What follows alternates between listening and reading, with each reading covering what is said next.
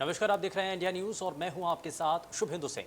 देश में कोरोना से हाहाकार मचा है। कहीं ऑक्सीजन की कमी है तो कहीं वैक्सीन की कमी देखी जा रही है। और इस दौरान कोरोना से संक्रमित मरीजों की समस्या कम होने का नाम नहीं ले रही है। ऐसे में इंडिया न्यूज की तरफ से लगातार आप सभी तक जानकारी पहुंचाई जा रही है। इंडिया न्यूज पंजाब आपके लिए लेकर आया है ओपीडी, जिसमें आप घर बैठे ही डॉक्टर से बात कर सकते हैं। कोरोना काल में घर पर बैठकर खुद को और अपनों को कैसे सुरक्षित रख सकते हैं, इसके बारे में आप सलाह ले।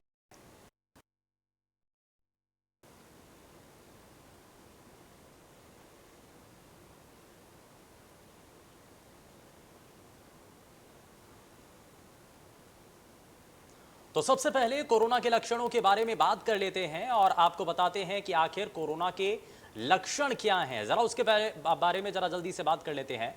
और ये कुछ लक्षण हैं। छाती में अगर दर्द है, सांस फूलना, इस तरीके से अगर आपको परेशानी आ रही है तो यानी कि आप समझ जाइए कि ये कोरोना के लक्षण हैं। वहीं हाइपोक्सिया को भी आपको समझना होगा। हाइपोक्सिया का मतलब खून में ये ऑक्सीजन का कम होना है और ये कोरोना बीमारी का एक नया लक्षण है। और इस लक्षण की वजह से अब नए तरीके की जो परेशानी है वो आम लोगों के सामने आ रही है। एक साल पुरानी महामारी में नए लक्षण अब देखने को मिल रहे हैं। और आम लोगों के मन में एक डर इस बात को लेकर के है कि अभी तक तो हम कोरोना के लक्षणों को ही समझ पा रहे थे, लेकिन अब इस नए लक्षणों को कैसे पहचानें। इन्फेक्शन, निमोनिया, सांस लेने की जो समस्याएं हैं वो इस वक्त देखने को मिल रही हैं।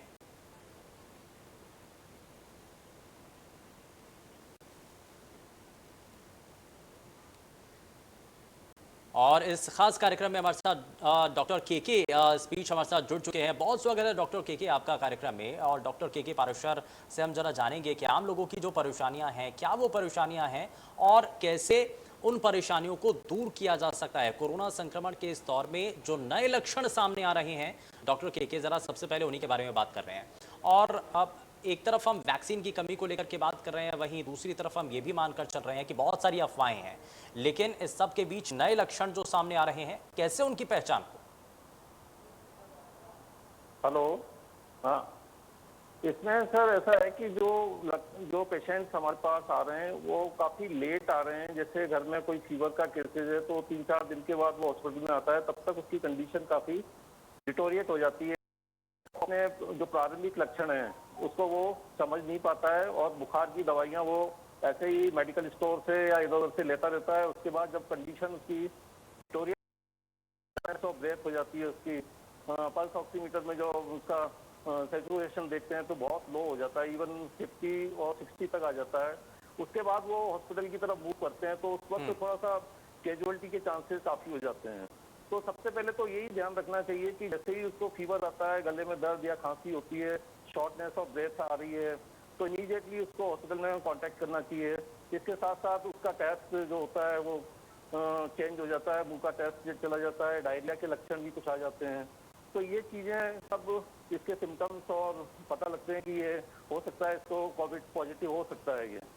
तो इसमें सबसे पहले तो उनको टेस्ट कराने की जरूरत होती है। इमीडिएटली उनको टेस्ट करवाना चाहिए। कोविड टेस्ट हो जाने के बाद जब उसको इमीडिएटली उसको हॉस्पिटल में जो भी है पॉजिटिव आता है तो इमीडिएटली हॉस्पिटल में शिफ्ट होने की जरूरत होती है। अगर उसको कोई एसिम्टोमेटिक है तो घर में भी आइसोलेट होके रहे, वो दूसरों से ज्यादा ना मिले, घर में ही आइसोलेट होके रहे। ठीक है, यानी कि घर पे ही आप आइसोलेट हो जाएं, अस्पताल जाने तक की ज़रूरत ना पड़े, इस बात को भी साफ किया जा रहा है। लेकिन डॉक्टर के इसमें एक चीज़ और भी है कि अलग अलग एज ग्रुप्स पर इसका अलग अलग असर भी है।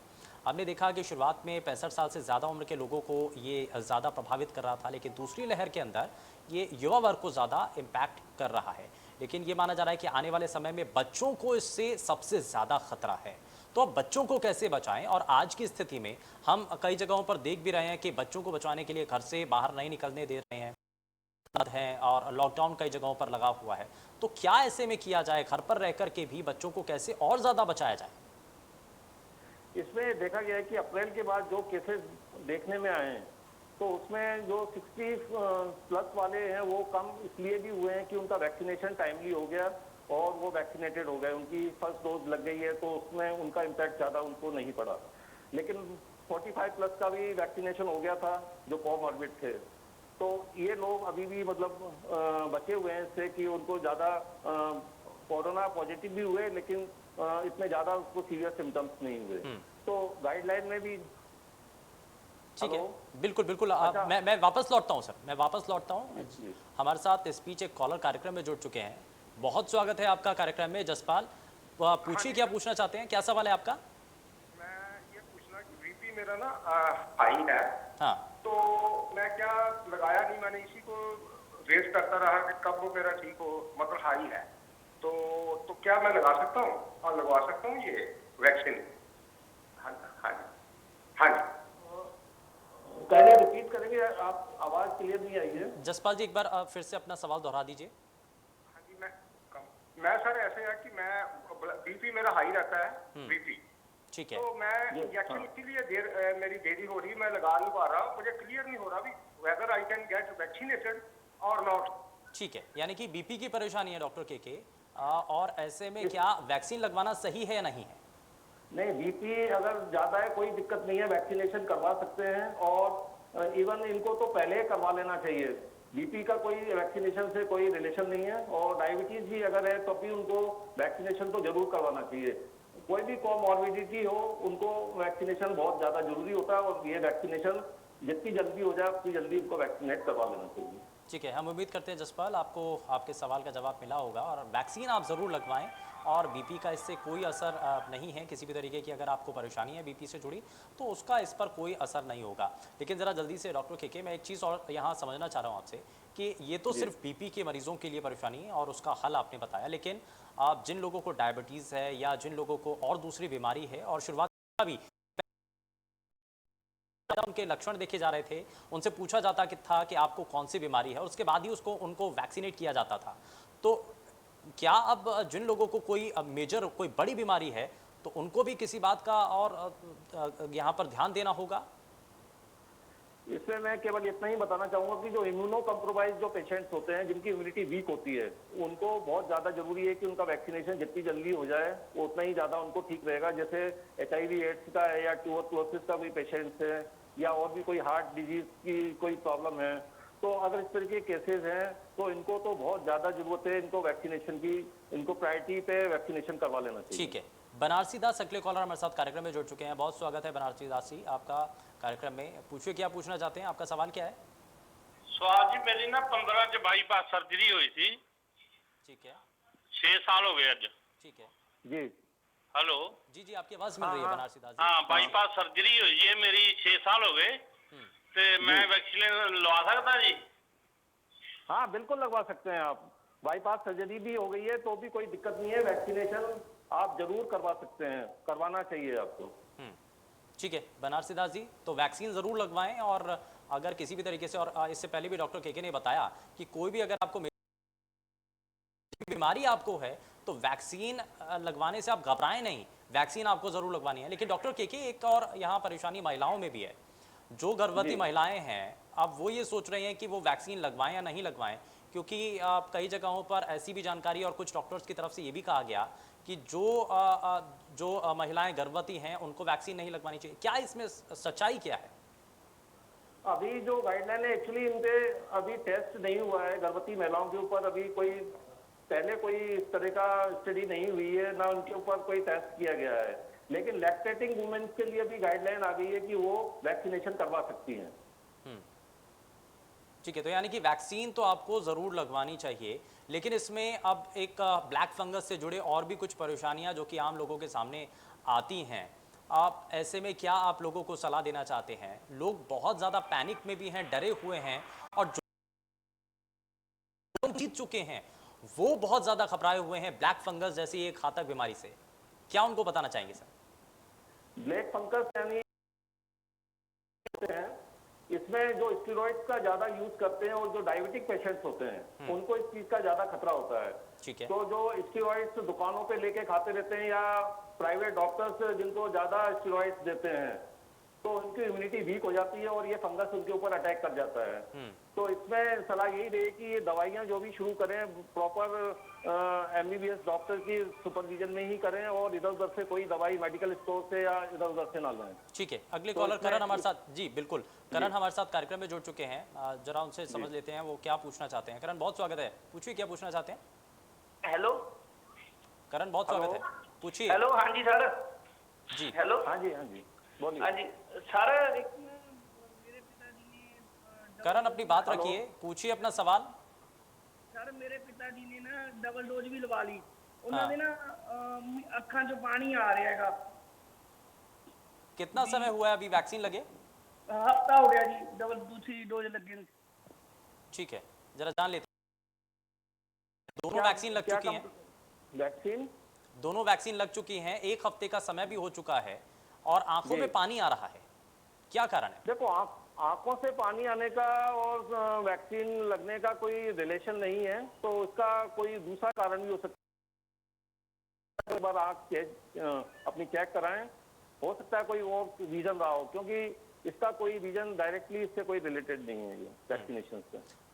ठीक है करण, आप उम्मीद करते हैं कि जो आपका सवाल था, आप जो जानना चाह रहे थे, आपको जवाब ज़रूर मिला होगा। लेकिन डॉक्टर के लोगों में इस बात को लेकर के डर ज़्यादा है, क्योंकि आंखों में कई बार जो लोग कोरोना संक्रमण से ठीक हुए हैं, उसके बाद रिकवर हुए हैं, तो उनकी आंखों में प्रॉब्लम आई है। ब्लैक फंगस जैसी बीमारी जब देखने को मिली तो उससे रिलेट करके देख रहे हैं, और ये एक लोगों के मन में डर है। ज़रा इस शंका को दूर कीजिए सर। पहले बताया कि डायरेक्टली तो कोई इस तरह का रिलेशन नहीं है, लेकिन फिर भी आप स्टेरॉइड्स का ज्यादा प्रयोग ना करें और आंखों में भी जो मेडिसिन आपने यूज करनी है या तो एक बार अच्छे आई स्पेशलिस्ट को चेक कराएं और उसके बाद ही कोई ट्रीटमेंट शुरू करें। अननेसेसरी कोई भी स्टेरॉइड्स अपनी आंख में ना डालें जब तक कि कोई डायग्नोसिस नहीं हो जाती है। एक हम ट्रेंड देख रहे हैं आजकल, लोग डबल मास्क का इस्तेमाल कर रहे हैं, तो ये डबल मास्क कितना, ये दूसरी लहर में कितना कारगर है, या इससे असर वाकई में असरकारक है ये?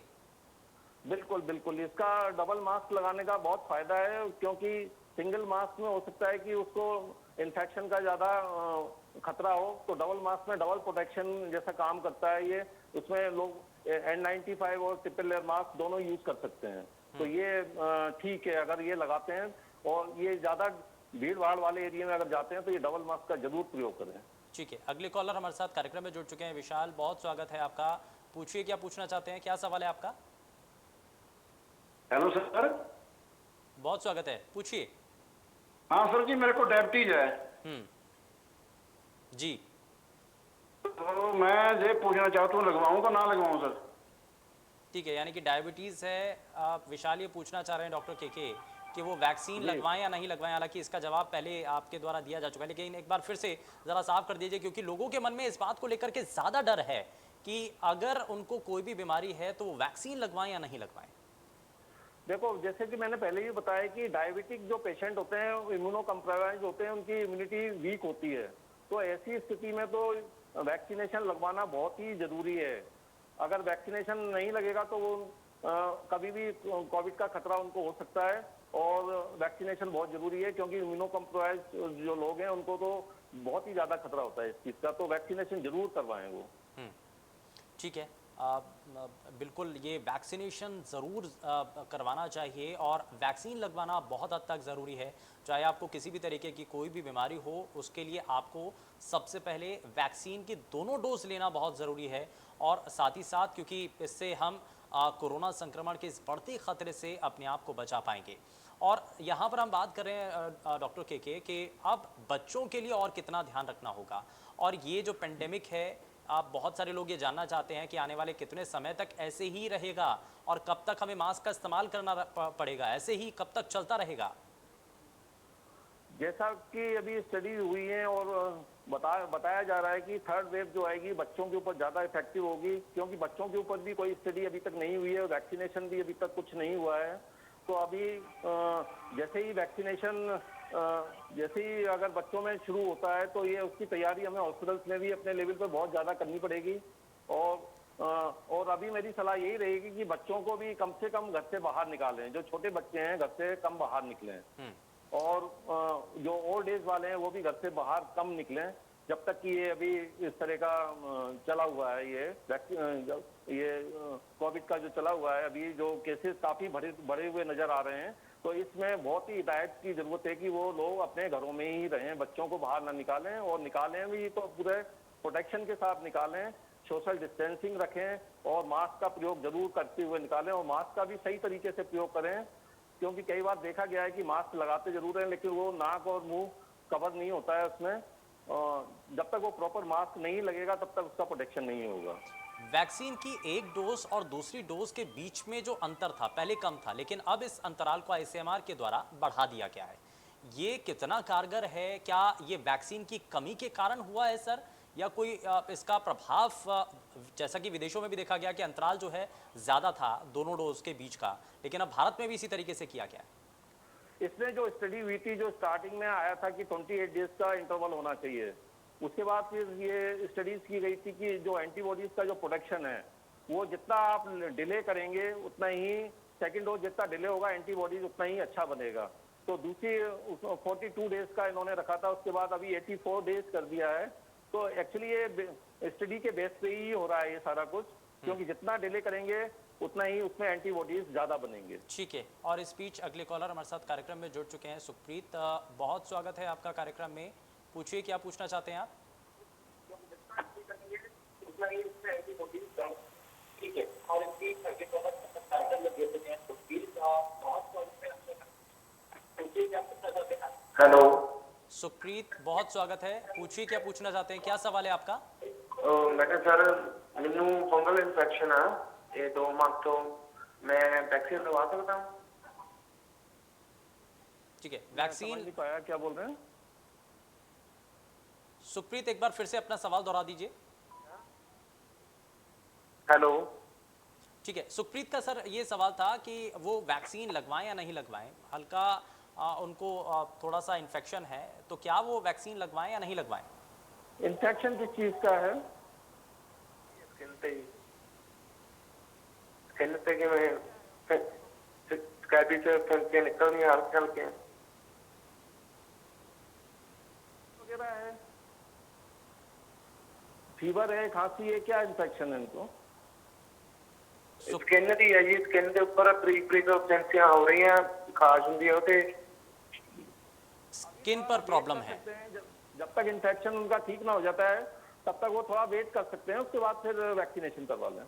ठीक है, तो सुखप्रीत आप थोड़ा सा इंतज़ार कीजिए, जब तक आपका जो इन्फेक्शन है जब तक वो थोड़ा ठीक ना हो जाए तब तक आप वैक्सीन ना लगवाएं। हालांकि वैक्सीनेशन तो ज़रूरी है, और आप चाहे आपको किसी भी तरीके से बीमारी हो, डॉक्टर्स लगातार यही कह रहे हैं कि आपको वैक्सीन लगवाना है, और इसका कोई नहीं है। और डॉक्टर के क्योंकि बहुत तरीके की अफवाहें इस बात को लेकर के भी बनी थी कि वैक्सीन लगवाने से इस तरीके की बीमारी हो रही है, इस तरीके का बुरा असर हो रहा है शरीर पर, तो उन अफवाहों को भी ज़रा आप दरकिनार करते हुए ज़रा जो अफवाहों के बादल हैं उनको छाट दीजिए, उनको ज़रा जागरूक भी कर दीजिए। वैक्सीनेशन का ऐसा इफेक्ट नहीं है कि वो बहुत ज्यादा कोई थोड़ा बहुत फीवर, जैसे वैक्सीनेशन के बाद आम वैक्सीन भी जब वैक्सीनेशन होता है तो थोड़ा बहुत बुखार, सिर दर्द, खांसी या बदन में दर्द या वैक्सीनेशन साइट से पेन, ये एक सिंपल सी प्रोसेस होती है, 4-5 चीजें होती हैं और वो 1 या 2 दिन तक रहती हैं, उसके बाद ठीक हो जाती हैं। और इसमें जो वैक्सीनेशन के बाद जो बताते हैं कि पॉजिटिव आ रहे हैं, तो वो पॉजिटिव आने के बाद भी वो उसमें इतना ज्यादा है, उसमें इतना खतरा नहीं होता है कि वो बहुत ज्यादा देर तक वो इन्फेक्शन रहे, कुछ दिन इन्फेक्शन रहेगा या बुखार रहेगा, वो फिर ठीक हो जाता है। तो वैक्सीनेशन का तो इफेक्ट बहुत ज्यादा है, दोनों डोज लगना चाहिए, दोनों डोज लगने के बाद ही सुरक्षित रहेगा, और फर्स्ट डोज के बाद भी वो प्रोटेक्शन तो अपना पूरा करे, मास्क वगैरह जरूर लगवाए, है ना, सोशल डिस्टेंसिंग का भी पालन करे, हैंड वॉशिंग भी करते रहे, मतलब ये चीजें सारी फॉलोअप। तो ये नहीं है कि वैक्सीनेशन हो गया है तो वो बिल्कुल प्रोटेक्ट हो गया है, तो इसमें भी उसको पूरा प्रॉपर जो कोविड का पूरा प्रोटोकॉल है उसको पालन करना पड़ेगा। यानी कि आपने वैक्सीन भी लगवा ली है तो उसके बाद भी आपको सावधानी भरे कदम ज़रूर उठाने होंगे, आपको चेहरे को ढक कर के रखना होगा, आपको सोशल डिस्टेंसिंग का पालन करना होगा, साथ ही साथ आपको समय समय पर अपने हाथों को सैनिटाइज करना होगा, या फिर हाथों को अपना धोना होगा, साफ ज़रूर रखना होगा, तभी आप इस संक्रमण से बच पाएंगे। लेकिन सर बात हम उनकी भी कर रहे हैं जो कि अपने घर पर कोरोना से लड़ाई लड़ रहे हैं, होम आइसोलेट हैं, और अब जो नए नए लक्षण सामने आ रहे हैं, नए तरीके के वेरिएंट सामने आ रहे हैं, तो इस दौरान उनको और किन बातों का ध्यान रखना होगा, क्या क्या चीज़ें और उनको सावधानी के तौर पर बरतनी होगी? होम आइसोलेशन में जो से वो एक्चुअली अपने घर में बिल्कुल आइसोलेट होके रहें, वो मिक्स ना हो। ऐसा देखा गया है कि कई बार पेशेंट्स को हम होम आइसोलेशन में रखते हैं और वो अपने परिवार के साथ भी मिक्सअप हो जाते हैं और घर में अपना मास्क भी यूज नहीं करते हैं और कई बार वो घर से बाहर भी निकल जाते हैं। तो इन चीज़ों का बड़ा ध्यान रखने की जरूरत है कि वो जब पॉजिटिव हुए हैं तो एटलीस्ट 17 डेज तक वो घर में रहें। 10 डेज तो बिल्कुल अंदर रहें, 7 दिन उसके बाद भी वो घर में रहें, उसके बाद ही वो घर से बाहर निकलें। अदरवाइज वो परिवार के दूसरे लोगों को भी खतरा पैदा कर सकते हैं। और घर में परिवार में अगर कोमॉर्बिड हैं या ओल्ड एज वाले उनके हैं, उनको तो बहुत ही ज्यादा प्रिकॉशंस की जरूरत है। तो ऐसे लोगों को बहुत ज्यादा प्रिकॉशंस लेना चाहिए और हो सके तो उनको near by Covid care centre, washroom अलग सेपरेट नहीं है, घर में बुजुर्ग लोग हैं, डायबिटिक हैं, तो ऐसे लोगों को उनको कोविड केयर सेंटर जो हमने बनाए हुए हैं उसमें रहना ज़्यादा ठीक रहेगा। ठीक है, बहुत शुक्रिया डॉक्टर के पाराशर, आप जुड़े हमारे साथ कार्यक्रम में, आपने बहुत सी सलाह दी हैं और हम उम्मीद करते हैं कि लोगों की